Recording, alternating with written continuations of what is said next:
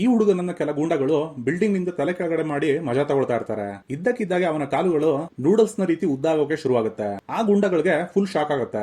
ಆ ಹುಡುಗನ ದೇಹ ಅವನ ಕಾಲುಗಳ ಜೊತೆ ಕೆಳಗಡೆ ಬೀಳುತ್ತೆ. ಪೊಲೀಸರು ಇದನ್ನ ನೋಡಿ ಅವನನ್ನ ಹಾಸ್ಪಿಟಲ್ಗೆ ಅಡ್ಮಿಟ್ ಮಾಡಿ ಎಕ್ಸ್ಪರ್ಟ್ಸ್ ಗಳನ್ನ ಕರೆಸ್ತಾರೆ. ಆದರೆ ಎಕ್ಸ್ಪರ್ಟ್ ಎಂಟ್ರಿ ಆಗ್ತಿದ್ದ ಹಾಗೆ ಹುಡುಗನ ಉದ್ದನ ಕಾಲುಗಳನ್ನ ನೋಡಿ ಸಿಕ್ಕಾಪಟ್ಟೆ ಶಾಕ್ ಆಗ್ತಾಳೆ.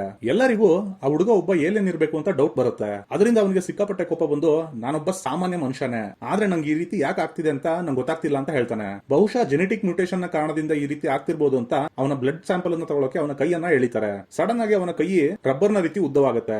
ಅದೇ ಗಡಿಬಿಡಿಯಲ್ಲಿ ಮಿಸ್ ಆಗಿ ಒಂದು ಪೌಡರ್ ಡಬ್ಬ ಪ್ರೆಸ್ ಆಗ್ಬಿಡುತ್ತೆ. ಹುಡುಗನಿಗೆ ಅಲರ್ಜಿ ಅನ್ಸಿ ಜೋರಾಗಿ ಸೀನ್ತಾನೆ. ಅವನ ಮುಖ ಚಪಾತಿ ಹಿಟ್ಟಿನ ರೀತಿ ಅವನ ಕೈಗೆ ಮೆತ್ಕೊಳ್ಳುತ್ತೆ. ಅದನ್ನ ನೋಡಿ ಪೊಲೀಸ್ ಆಫೀಸರ್ಗೆ ಅಲ್ಲೇ ವಾಮಿಟ್ ಆಗ್ಬಿಡುತ್ತೆ. ಹೀಗೆ ಕೆಲವು ದಿನಗಳು ಕಳಿತಾವೆ. ಆದರೆ ಹುಡುಗನ ಸಮಸ್ಯೆಗೆ ಪರಿಹಾರನೇ ಸಿಗೋದಿಲ್ಲ. ಕೊನೆಗೆ ಹುಡುಗನ ಗರ್ಲ್ ಫ್ರೆಂಡ್ ಆಲ್ಕೋಹಾಲ್ ಅನ್ನ ಮೆಡಿಸಿನ್ ಅಂತ ಸುಳ್ಳು ಹೇಳಿ ಕುಡಿಸ್ತಾಳೆ. ನೆಕ್ಸ್ಟ್ ಸೆಕೆಂಡ್ ನಲ್ಲೇ ಮ್ಯಾಜಿಕ್ ಅನ್ನೋ ರೀತಿ ಆ ಹುಡುಗ ಮತ್ತೆ ಮೊದಲಂತಾಗ್ತಾನೆ.